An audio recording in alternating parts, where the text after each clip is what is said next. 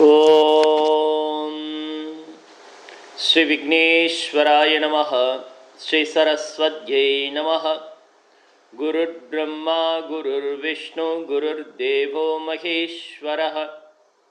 குரு சாக்ஷாத் பரபிரம்ம தஸ்மை ஸ்ரீ குரவே நமः. நமஸ்தே அஸ்து பகவன் விஸ்வேஸ்வராய மகாதேவாய த்ரயம்பகாய திரிபுராந்தகாய त्रिकालाग्निकालाय कालाग्निरुद्राय नीलकण्ठाय मृत्युञ्जयाय सर्वेश्वराय सदाशिवाय ஸ்ரீமன்மகாதேவாய நமः. இன்று நாம் பாடல் 8க்குரிய பொருளை பார்க்க இருக்கின்றோம். கோழி சிலம்ப சிலம்பும் குருகு எங்கும் ஏழில் இயம்ப இயம்பும் வெல் சங்கு எங்கும் கேழ் இல் பரஞ்சோதி கேழில் பரங்கருணை கேழில் விழுபொருள்கள் பாடினோம் கேட்டிலையோ. வாழி இது என்ன உறக்கமோ வாய்த்திறவாய் ஆழியான் அன்புடைமை ஆமாறும் எவ்வாறே ஊழி முதல்வனாய் நின்ற ஒருவனை ஏழை பங்காளனையே பாடு ஏலோர் எம்பாவாய் என்பது இந்த 8வது பாடல். இந்த பாடலுடைய அமைப்பு எப்படி அமைந்திருக்கிறது என்றால், சொற்களல்லாத ஓசை இசை ஓடு ஆரம்பித்து சொற்களில் பொருள் புதிந்த இசையோடு அமைந்து எழுப்புவதாக அமையப்பெற்றிருக்கிறது இந்த பாடல். முதலில் வருவது கோழி சிலம்ப. இங்கு கோழி என்பது சேவலை குறிக்கிறது. அவை கூவுகின்றன, கோழி கூவுகின்றன. சிலம்ப என்ற சொல்லுக்கு ஒலி செய்கின்றன. அந்த கோழி கூவுகின்ற பொழுது மரங்களுக்கு இடையிலே அமர்ந்து கொண்டிருக்கின்ற, என்ன சொல்ல என்றால், மரங்களுக்கு இடையே அமர்ந்து கொண்டிருக்கின்ற பறவைகள். குருகு என்பது பறவைகளை குறிக்கிறது பொது பெயராக. குருகு சிலம்பும் என்றால் பறவைகளும் ஒலி எழுப்புகின்றன. அடுத்து இந்த 2 செயல்களும் நடைபெற்றது விடியற்காலை. முதலிலே கோழி கூவுகிறது, அடுத்து பறவை இனங்கள் ஓசை எழுப்புகின்றன. மூன்றாவதாக மானிடர்கள் வருகின்றார்கள். அவர்கள் என்ன செய்கின்றார்கள்? ஏழில் இயம்ப. ஏழில் இயம்ப என்பது, இந்த ஏழில் என்ற சொல் ஏழு இல், ஏழில் 7 இடங்கள் 7 தொலைகள் உள்ளது. நாதஸ்வரம், அந்த நாதஸ்வர வாத்தியத்தை எழுப்புகின்றார்கள். அதான் ஏழில் இயம்ப. இயம்பும் வெண் சங்கு எங்கும் சங்குநாத ஒலிகள் எழுப்பப்படுகின்றன. ஆக பறவை இனம், அடுத்து மானிடர்களானவர்கள் விடியற் காலத்திலே நாதஸ்வர இசையையும் சங்குநாதத்தையும் எழுப்புகின்றார்கள். இதில் ஓசை, அந்த ஓசையில் இசை என்பது இருக்கிறது. அவைகள் ஓசை எழும்பி இசையாகி எங்கும் பரவுகிறது. அது உன் காதில் விழவில்லையோ?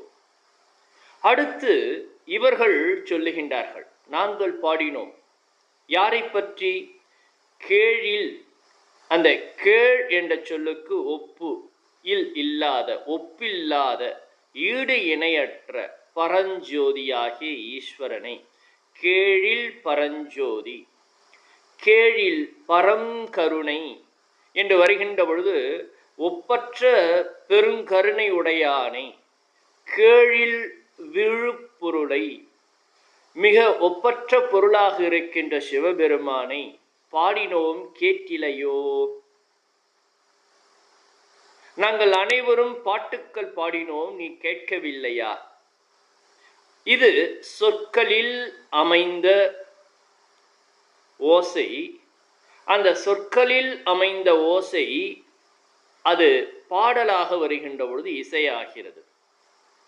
அந்த இசையில் பொருந்தியது எது என்றால், நம் தலைவனாகிய பரஞ்சோதியாக, பரம் கருணை உடையவனாக, விழுப்பொருளாக இருக்கின்ற அந்த சிவபெருமானை பொருளாக வைத்து இசையிலே வடித்து நாங்கள் பாடுகின்றோம். அதுவும் காதில் விழவில்லையா? கேட்டிலையோ, நீ கேட்கவில்லையோ? வாழி, நன்றாக வாழ். இது என்ன உறக்கமோ? இதை வாழி என்று இவர்கள் சொல்லுகின்றார்கள். சொல்லிவிட்டு இது என்ன உறக்கமோ, இது என்ன உறக்கமோ தெரியவில்லையே, வாய் திறவாய், உன் வாயை திற, அல்லது உன்னுடைய வாயிற்கதவை திறவாய் என்று முதலிலே இப்பாடல் அமைந்திருக்கிறது. ஆக அடுத்து வருவது என்ன என்றால், ஆழியான் அன்பு உடைமை ஆமாறும் இவ்வாறோ.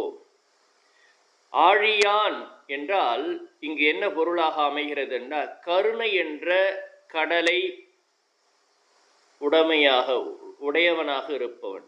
ஆழி என்பது கடல், ஆழியான் என்றால் கடலை உடைமையாக உடையவன், கடலை உடைத்திருப்பவன். எந்த கடல் அது?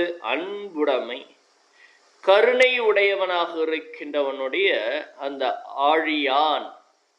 அவனிடத்தில் நீ வைத்திருக்கிற அன்பு, அன்புடையவளாக இருப்பவள் அல்லவா நீ? அன்பு கடலான தலைவனிடத்திலே அன்புடையவள் என்று பெயர் பெற்றிருந்தாய் அல்லவோ? அவனோ பெருங்கருணையாகிய கடலாக வடிவாக அவன் உடையவன். அவனிடத்திலே நீ அன்பு உடையவளாக உள்ளவள் அல்லவா? அந்த அன்புடைமை இதுவோ, அந்த அன்புக்கு இதுவோ சான்று. ஆமாறு இவ்வாறோ, இதுவா அடையாளம்? எது? உறங்குவது அடையாளம். ஊழி முதல்வனை, ஊழி காலங்களில் முதல்வனாக நிலை பெற்று இருப்பவன், ஊழி முதல்வனாய் நின்ற ஒருவனை, ஏழை பங்காளனை. இங்கே ஏழை என்பது எதை குறிக்கிறது என்றால், உமையவளை குறிக்கிறது. ஏழை பங்காளனை பாடு. அருட்சக்தியாக இருக்கின்ற உமையவனை என்றும் தன் பக்கத்தில் கொண்டிருப்பவனை இனியேனும் பாடுவாய். ஏலோர் எம்பாவாய் என்பது இப்பாடல் அமைந்திருக்கிறது. ஆக இதில் நாம் கவனிக்க வேண்டிய விஷயம் என்னவென்று பார்க்கின்ற பொழுது, ஓசை பறவைகளுடையது. மானிடர்கள் நாதஸ்வரத்தில் இசை எழுப்புகின்றார்கள், சங்கொலி கேட்கின்றன. இது விடியற் காலத்திலே நடைபெறுகின்ற இசை நிகழ்வு. தொடர்ச்சியாக பறவைகளிடமிருந்து மானிடர்களிடம் வரை தொடர்ச்சியாக வந்து, அடுத்து அடியார்களாக இருக்கின்ற அந்த சிவ பக்தைகளான தோழிகள், நாயகனாக ஈசனை கொண்டவர்கள், அடியார்கள் தங்களை நாயகியாக பாவித்து பாடப்பட்டது. மாணிக்கவாசக பெருமான் இவ்வாறாக பாடியிருக்கின்றார். என்னவென்று பாடுகின்றார்? ஒப்பற்ற பரஞ்சோதியாக இறைவன் இருக்கிறான். அவனுடைய கருணையும் எப்படிப்பட்டது?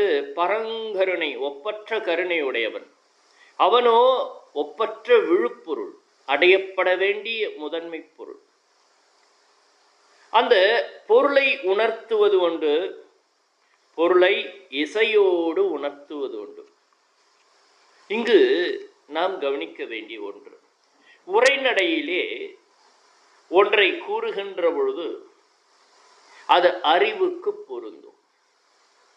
அந்த உரைநடையில் கூறப்படுகின்ற பொருளை இசையோடு கூறுகின்ற பொழுது அது மனதிலே பொருந்தும். எனவேதான் அறிவு அறிவாக உரைநடையாக ஒன்றை விளக்குகின்ற பொழுது அறிவு அதை என்ன செய்கிறது? ஏற்றுக்கொள்கின்றது. அறிவு ஏற்றுக்கொண்டாலும் நம்முடைய வாழ்க்கை என்பது மனதிற்கு உட்பட்டுதான் நடக்கும். மனம் ஏற்றுக்கொள்ளுதல் வேண்டும். அந்த பொருளை மனம் ஏற்றுக்கொள்ள வேண்டும் என்ற காரணத்திற்காக தான் இசை என்பதே வருகிறது. இசையோடு அப்பொருள் நம் காதுகளில் விழுகின்ற பொழுது சப்த ஸ்வரங்களோடு அந்த இசையோடு அப்பொருள் வருகின்ற பொழுது காதுக்கு இனிமையாக வந்து மனதிற்கும் அது இனிமையை கொடுத்து மனதினால் இது ஏற்றுக்கொள்ளப்படுகிறது. இசைக்கு அவ்வளவு பெரிய மகத்துவம் உண்டு. அது மட்டும் இல்லை, உடலில் ஏற்படுகின்ற காயத்தை மருந்து போக்கும். ஆனால் மனதிலே ஏற்படுகின்ற காயத்தை போக்கக்கூடிய சக்தி இசைக்கு உண்டு. இசை என்பது ஒரு பெரிய மருத்துவம் உடையது. இசை ஒரு மனிதனுடைய மனக்காயங்களை ஆற்றக்கூடிய சக்தி உண்டு. அந்த இசையிலே பரங்கருணையானவனாகவும் பரம் ஜோதியாகவும் விழுப்பொருளாகவும் இருக்கின்ற அந்த இறைவனை வைத்து இசையோடு நாங்கள் பாடினோம், காதில் விழவில்லையா? ஏனென்றால் இது மனதிற்கு மனம் ஏற்றுக்கொள்ள வகையிலே பாடப்படுகின்றது. இசையோடு அதான் பாடுதல்.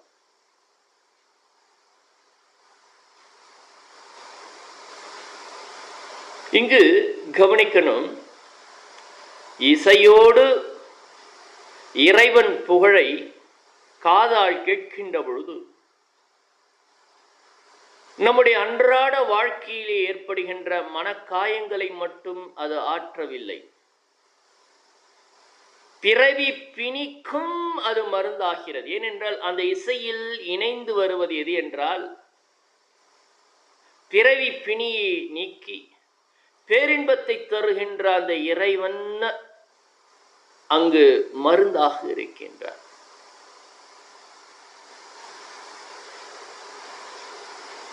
வெறும் இசை, அதிலே பொருள்கள் இருக்கின்றன. அந்த இசையில் எப்பொருள் சேர்க்கப்பட்டிருக்கிறது? இசையிலே லௌகிக பொருள் சேர்க்கப்படுகின்ற பொழுது, உலக உறவுகள் சேர்க்கப்படுகின்ற பொழுது அது உலக நாட்டத்தை கொடுக்கும். உலகத்தில் ஒரு ஈர்ப்பை தரும். மனம் உலகத்தை நோக்கி செல்லும். ஆனால் ஆன்மீகத் துறையிலே அந்த இசையிலே இருக்கின்ற பொருள் எது என்றால் பிறவி பிணியை நீக்கி பேரின்பத்தை தருகின்ற இறைவன் அந்த இசையிலே இருக்கின்ற மருந்தாக இருக்கின்றார். அந்த இசையில் இருக்கின்ற மருந்தாக இருக்கின்ற அந்த இறைவனை நாம் மனதினால், காதால் கேட்டு மனதினால் உள்வாங்குகின்ற பொழுது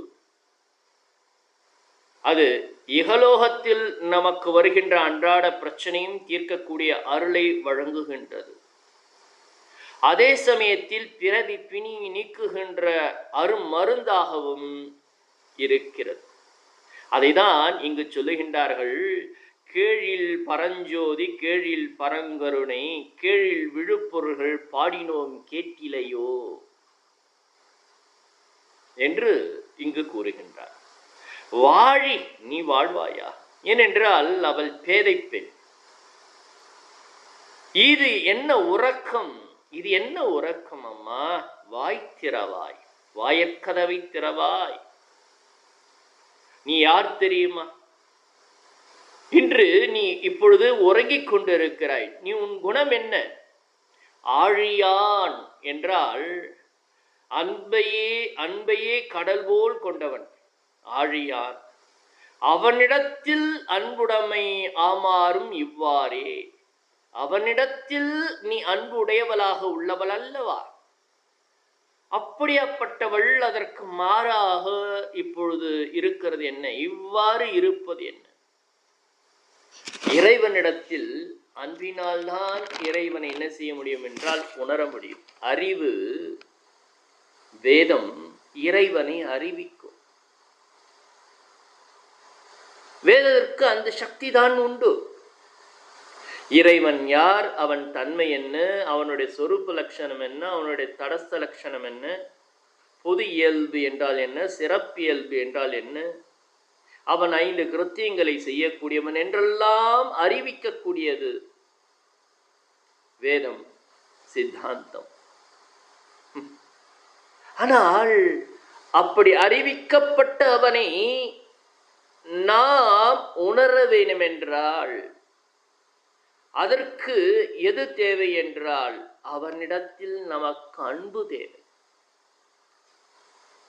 அந்த அன்போ உன்னிடத்தில் உள்ளதல்லவோ? அந்த அன்பு என்பது மேலோங்குகின்ற பொழுது ஏற்படுகின்ற அந்த கண்ணீர் துளிகள் இருக்கிறதே, அந்த கண்ணீர் துளிகள் அவனை வரவழைக்கக்கூடிய சக்தி உண்டு. கண்ணீர் என்று வருகின்ற பொழுது கண்ணீர் பல வகை. உடல் நோயுற்று அடிபட்டு வலி ஏற்படுகின்ற பொழுது உடலில் ஏற்படுகின்ற வேதனையினால் வருகின்ற கண்ணீர் ஒன்று. உலக வாழ்க்கையிலே மனதினால் ஈடுபட்டு வந்த வாசங்களுக்கு உட்பட்டு அந்த வந்த வாசங்களால் அடிபடுகின்ற பொழுது மனதிலே ஏற்படுகின்ற கண்ணீர்.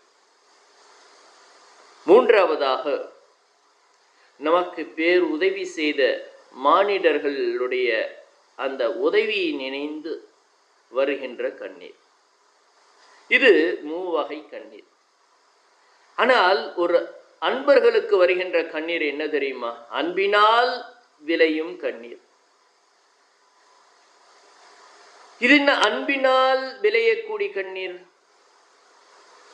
என்றால், அண்டங்கள் எல்லாம் கடந்து நிற்கின்ற அந்த இறைவனானவன் அற்புதன் நம் உள்ளத்திலும் உரைகிறான் என்று உணர்வதனால் ஏற்படுகின்ற கண்ணீர்.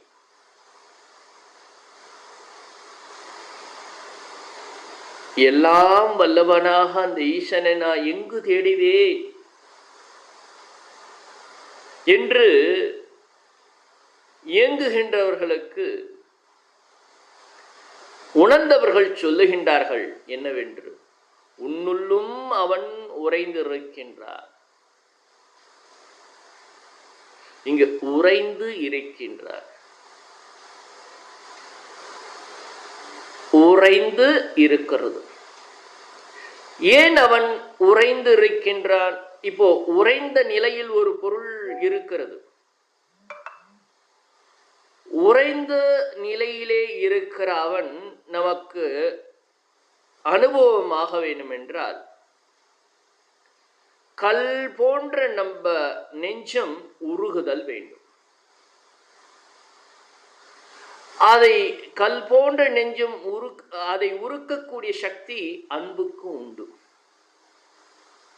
அந்த அன்பு மிகுதியாகின்ற பொழுது, நெஞ்சம் உருகுகின்ற பொழுது, உறைபொருளாக இருக்கிற இறை அனுபவத்தை அடியார்கள் பெறுகிறார்கள்.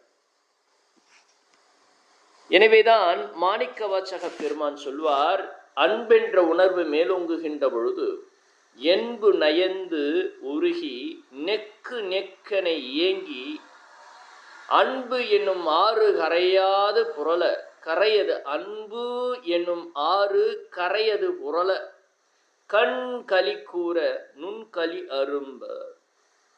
உள்ளத்திலே அந்த அன்பினால் இறைவனுக்காக நெக்கு நெக்கு உருகுகின்ற பொழுது மறைபொருளாக உறைபொருள் போல் ஒளிந்த அந்த இருக்கிற இறைவன் வெளிப்பட்டு தன்னுடைய பேரின்பத்தை தான் இருப்பதை நமக்கு உணர்த்துகின்ற பொழுது, அதை உணர்கின்ற பொழுது இன்பமும் இன்பப் பொருளாக இருக்கிற அவனையும் நாம் உணர்கின்ற பொழுது ஏற்படுகின்ற ஒன்றுதான் என்னன்னா, கண்கள் களி கூற. களி என்றால் சந்தோஷம்.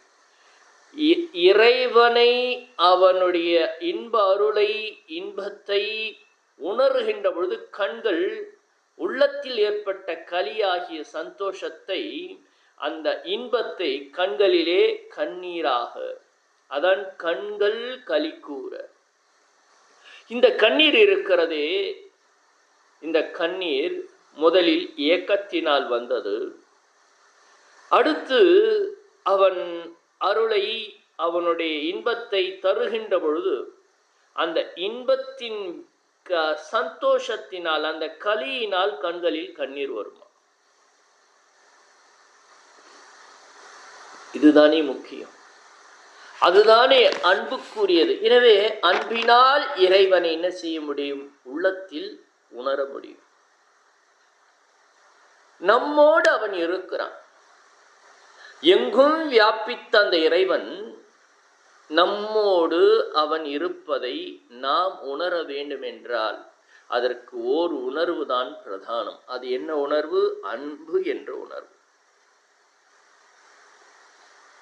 அந்த நிலையிலே தன்முனைப்பு என்பது போகிடுமா? தன்முனைப்பு என்றால் இங்கு என்ன? இந்த உடல் மன இந்திரியங்களிலே நான் என்ற புத்தி, எனது என்ற தன்மை, அது தன்முனைப்புன்னு சொல்லுவோம். அந்த தன்முனைப்பு என்பது போயிடுமா?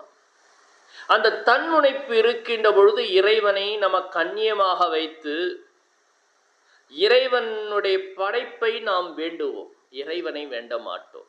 எப்பொழுது நமக்கு தன்முனைப்பு என்பது இருக்கின்ற பொழுது, தான் தனது என்பது இருக்கின்ற பொழுது, இறைவனிடத்தில் இறைவனை வேண்டாமல் இறைவன் படைப்பில் உள்ளதை நாம் வேண்டுவோம்.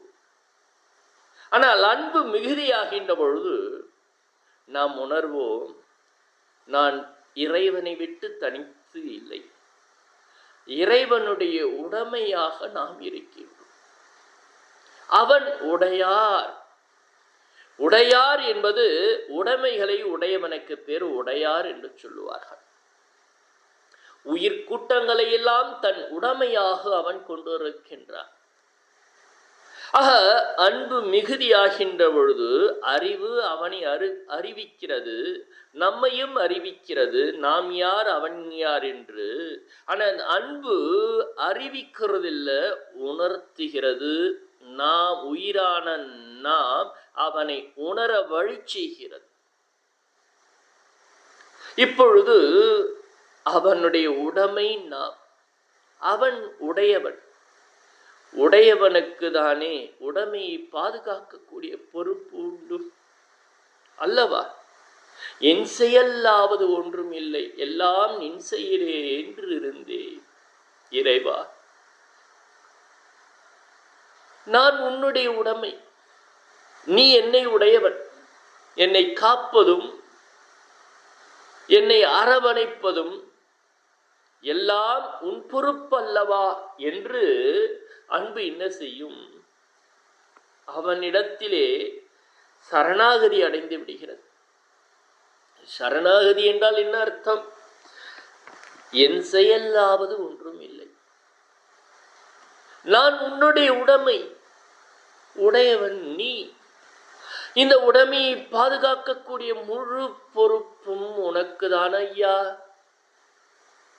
என்று அவன் திருவடியிலே லயத்து கிடப்பதுதான் சரணாகதி என்று அந்த தன்மை நமக்கு வந்து விடுகிறதோ, நம்மை அரவணைத்து காக்கக்கூடிய அந்த பொறுப்பு அவனுடையதாகி விடுகிறது. அடியார்களுடைய சரித்திரத்தை பார்க்கின்ற பொழுது அவர்கள் தன்முனைப்பு அற்றவர்களாக இறைவனுடைய உடைமையாக உணர்ந்தவர்கள். அவர்கள் அறிந்தவர்கள் அல்ல. அறிந்தது வேறு, உணர்ந்தது வேறு. இப்பொழுது நான் இந்த தேகத்தை அடிப்படையாக வைத்து வருகின்ற பொழுது குழந்தையாக இருந்தால் நான் என் தாயினுடைய உடைமை, என் தந்தையினுடைய உடைமை. என் தாயும் தந்தையும் தான் உடையவர்கள். குழந்தை என்பது தாய் தந்தையினுடைய உடைமை. சதா சர்வகாலமும் தாயும் தந்தையும் தன் குழந்தையே உற்று நோக்கி இருப்பார்கள். அவர்கள் எத்துணை வேலை செய்து கொண்டிருந்தாலும் குழந்தையினிடத்திலே அந்த உணர்வு இருந்து கொண்டே இருக்கும். ஏன்? அன்பினால் அந்த குழந்தை தன் தாயினுடைய உடைமை என்பதை மட்டும்தான் உணர்ந்திருக்கிறது. அது உணர்வாக இருக்கிறது.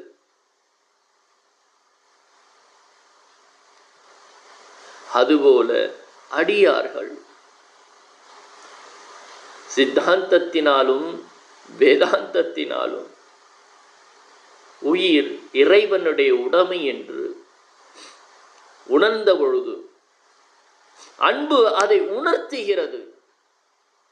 இனி எனக்கு வேறு எதுவும் இல்லை, அவன் பார்த்து கொள்ளுவான். என்ன ஒரு சுகம் தெரியுமா இது? நமக்கு வாழ்க்கையில் அன்றாட பிரச்சனைக்கு என்ன காரணம்? தன்முனைப்பு தான் காரணம். நான் என்ற அந்த அகங்காரம் தான் காரணம். நானே பொய், என் நெஞ்சே பொய் என்று சொல்லுகின்றார்கள். நான் என்ற இந்த தன்முனைப்பு என்பது பொய்யானது. அறிவு இதை சொல்லுகிறது, ஆனால் உணர்வு இதை உணர்த்துகிறது. இதுதான் உணர்வுக்கும் அறிவுக்கும் உள்ள இடைவெளி. நாம் அறிவுடையவர்களாக இருப்போம், ஆனால் அது தன்முனைப்பை போக்காது. நாம் அன்புடையவர்களாக இருக்கின்ற பொழுது அது தன்முனைப்பை போக்கி சரணாகதி செய்து அவன் திருவடியோடு நம்மை லயிக்க செய்யக்கூடிய ஆற்றல் இந்த அன்புக்கு உண்டு. இதான் மாணிக்க வாசக பெருமான் சொல்லுவார், என்னை உடையவன் நீ, என்னுள் இருந்து கொண்டிருக்கின்றாய். அன்பினால் என் நெஞ்சம் உருகுகின்ற பொழுது நீ இருப்பதை உணர முடிகிறது. அந்த உணர்வினால் ஏற்பட்ட களிப்பு கண்களிலே கண்ணீராக வருகிறது. அந்த கண்ணீர் என்பது துன்பத்தினால் விளைந்ததல்ல. உடல் வேதனையினால் வருகின்ற கண்ணீர் துன்பம், உள்ள வேதனையால் வருவது துன்பம். ஆனால் இங்கோ கண்ணீர் எழும்புகின்றது. இது துன்பத்தில் விளைந்த ஒன்று அல்ல, கலியில் பிறந்த கண்ணீர் இது, களிப்பில் பிறந்த கண்ணீர் இது.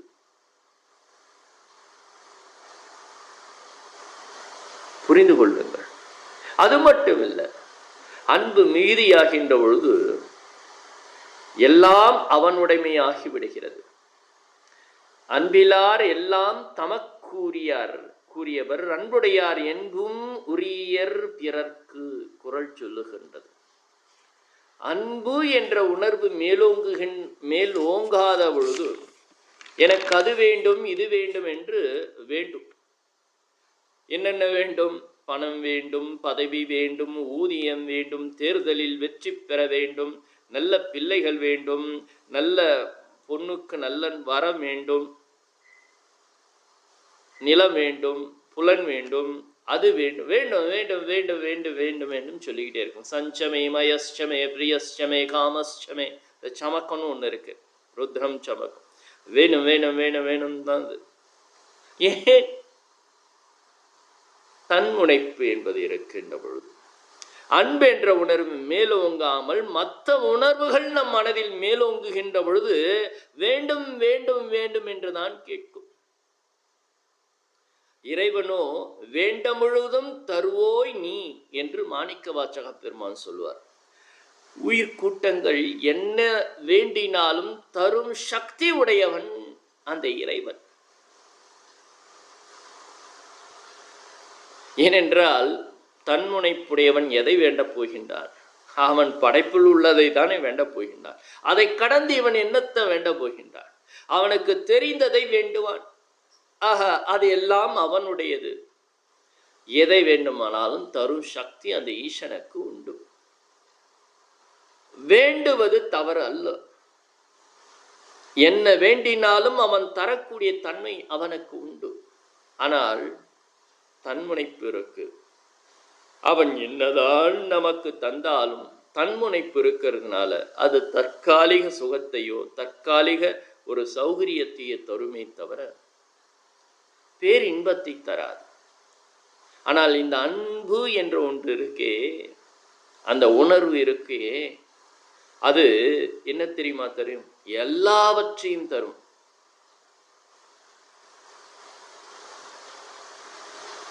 அன்பினால் நாம் நம்மை இழக்கின்ற பொழுது இறைவனையே நாம் பெற்றுவிட முடியும். யார்களோ சதுரன், நீயா நானா? ஒரு அடியார் சொல்லுகின்றார், தந்தது எந்தன்னை, கொண்டது உந்தன்னை. தந்தது எந்தன்னை, ஒன்னுக்கும் உதவாத நான் என்ற தன்முனைப்பை தந்தேன். தந்தது எந்தன்னை, கொண்டதோ உந்தன்னை. முழு பொருளாக இருக்கின்ற சிவ பரம்பொருளே, உன்னையே யான் பெற்றேன். அதாவது அடியார் பூர்ணமாக ஆகிவிடுகின்றார். பூர்ணமானது ஒரு துளியை தன்னோடு சேர்த்து கொண்டது. சேர்த்து கொண்ட பிறகு அந்த பூர்ணத்தில் அது கலந்து அது பூர்ணமாகி விடுகிறது. மழை துளி கடலில் விழுகின்றது. அந்த துளி விழுகின்ற பொழுது தன்முனைப்பை அது இழக்கின்றது. அது தன்முனைப்பை இழந்த காரணத்தினால் அது அழிந்ததா? இல்லை, அது பூர்ணமாகி விடுகிறது. அதுபோல் அன்பென்ற உணர்வினால் அவன் உடைமை நான் என்று உணர்ந்து சரணாகதி அடைந்து விடுகின்ற பொழுது எல்லாம் அவனுடையது. நானும் அவன் உடைமை என்ற அன்புணர்வினால் நாம் அவனோடு ஒன்றுபட்ட பொழுது அவனை நாம் பெறுகின்றோம். அதாவது பெறுதல் என்றால் இங்கு நான் இருக்கிறேன் நான் என்ற அர்த்தம் இல்லை, பூர்ணத்துவம் அடைந்து விடுகின்றோம். அன்புக்கு அந்த சக்தி உண்டு. ஆனால் தன்முனைப்பு இருக்கின்ற பொழுது வேண்டுதல் இருக்கும். ஆனால் அடியார்கள் என்ன செய்கின்றார்கள்? வானேயும் பெரில் வேண்டேன், மண்ணால் வால் மதித்தும் ஈரேன். மாணிக்கவாசக பெருமான் தான் சொல்றார், வேண்டேன் புகழ், வேண்டேன் செல்வம், வேண்டேன் மண்ணும் விண்ணும், வேண்டேன் பிறப்பும் இறப்பும், சிவம் வேண்டார் தமை நானும் தீண்டேன், சென்று சேர்ந்தேன் தன் முன்னு திருப்பெருந்துறை இறைத்தால் என்று மாணிக்கவாசக பெருமான் சொல்றார். எனக்கு புகழ் வேணாம், செல்வம் வேணாம், மண்ணும் விண்ணும் வேணாம், பிறப்பு வேண்டாம்.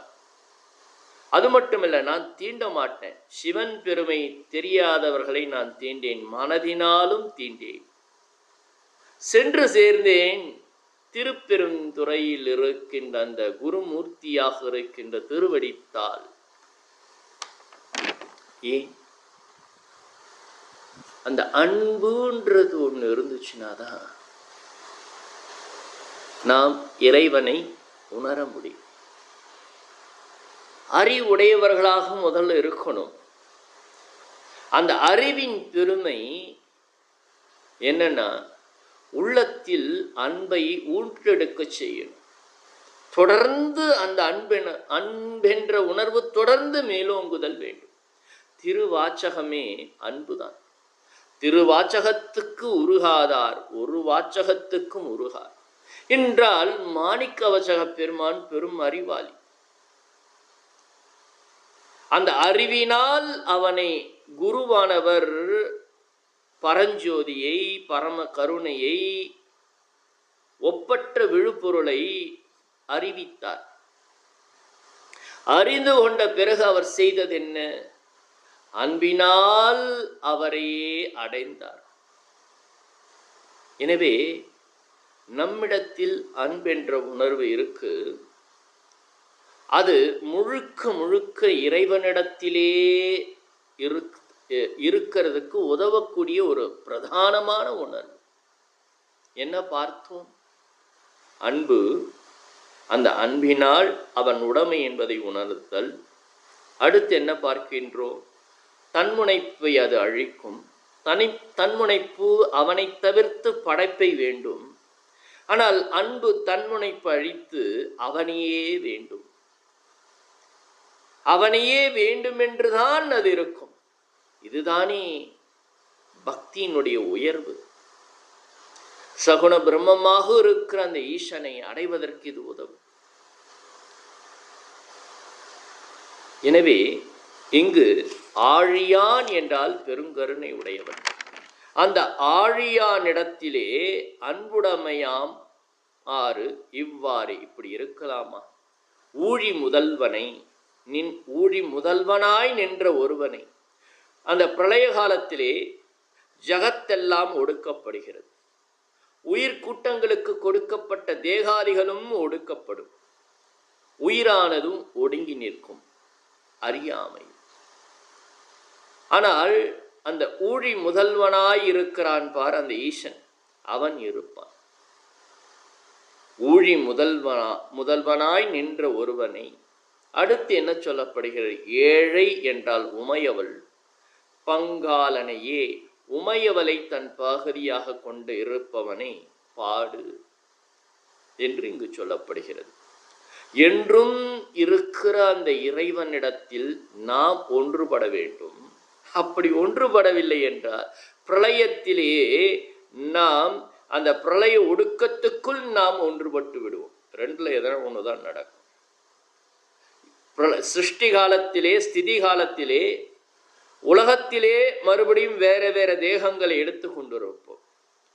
இந்த பிரளய காலத்திலே நாம் அந்த பிரளயம் வருவதற்கு முன்பு இறைவனோடு ஒன்றிவிட்டால் முக்தி. இல்லை என்றால் பல கோடி ஜென்மங்கள் மறுபடியும் சிருஷ்டி வராத வரைக்கும் அந்த பிரளய காலத்திலே மாயில தான் நம்ம ஒடுங்கி நிற்போம். எனவே விழித்து கொள்ள வேண்டும். அன்பினால் இறைவனிடத்தில் ஒன்றுபடுதல் வேண்டும். அந்த இறைவன் உமையவளுடைய ஒரு பாகத்தை கொண்டவள். உமையவளோ அருள் வடிவானவள் என்பதை உணர்ந்து பாடேலோர் எம்பாவாய். பாவை நோன்பு இருக்கின்ற பெண்மணிகளே, வாரீர், பாடீர். பாடீர் என்ன செய்ய வேண்டும்? நம்முடைய வாழ்க்கையில் ஏற்றத்தை பெறுதல் வேண்டும். இந்த அன்பினால் இறைவனிடம் எதுவும் வேண்டாமா என்றால் இல்லை, வேண்டும். ஆனால் அவசியம் இல்லை. உடையவனுக்கு உடைமைக்கு என்ன தேவைன்னு அவனுக்கு தெரியும். நாம் அன்பு செய்தால் மட்டும் போதும்.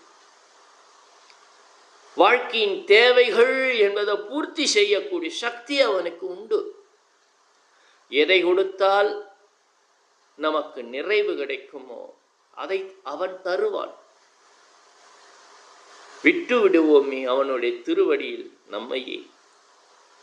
அதுதான் இங்கு மிக முக்கியம் என்பது நாம் இன்றைய பாடலில் கண்ட விஷயம் என்று சொல்லிக்கொண்டு இப்பாடலை நான் முடித்துக் கொள்கின்றேன்.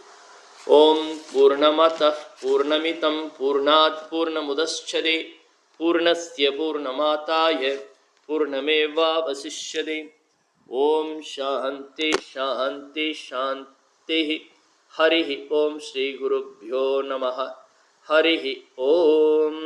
தென்னாடுடைய சிவனே போற்றி, எந்நாட்டவர்க்கும் இறைவா போற்றி.